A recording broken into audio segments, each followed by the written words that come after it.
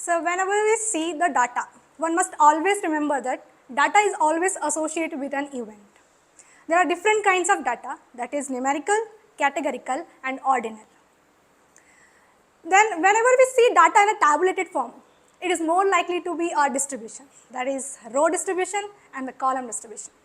To understand this distribution, how this distribution is behaving, we calculate a central tendency, and to measure this central tendency, there is mean, which is an average, median, where we sort the numbers and get the middle value, and and mode, that is the most repeated numbers. After that, the term comes variance.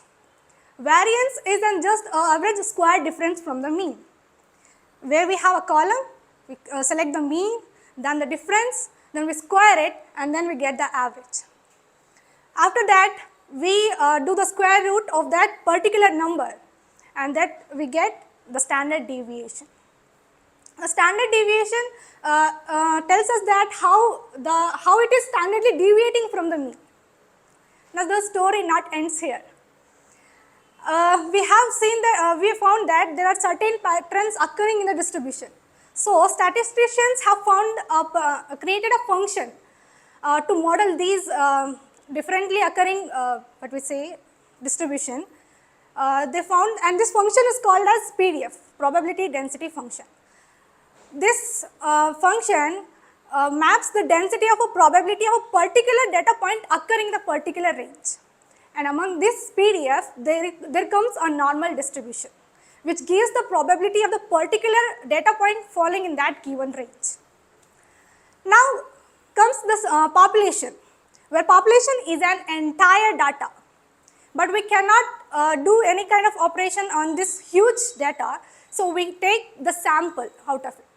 Sample is just a subset of a population. Now the picture comes about the central limit theorems that tells that for a given any distribution, if we do keep something repeatedly for n number of times, it always ends up with a bell curve shape, that is a normal distribution. After this, we come to the moments. Moments is like quantitative measure which talks about the shape of a probability density function. And in that, we first found that the first moment is around the mean, the second one around the variance, and the third one comes about the skewness. The skew gives a shape. Until the standard deviation, the number was giving something feeling to us, but now the shape is going to give something feeling to us. So it is not only the number, but here the shape will also going to tell us something. In that skew, the mean is the population mean, where we compare our mean, that sample mean, with that population mean. Then after kurtosis, it tells that how sharp is our peak and how thick is our tail with reference to the normal distribution.